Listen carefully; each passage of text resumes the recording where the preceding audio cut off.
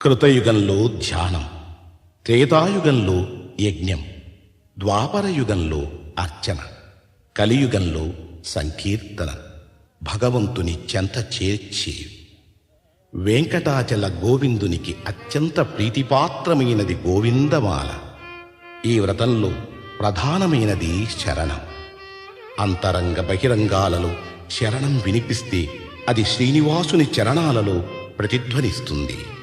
ఇదే అన్నమయ్య సాధన బోధన. ఈ గోవింద శరణాగతి మాల తిరుమల దేవాలయ సంప్రదాయంలో ఒక భాగమై నిలిచింది.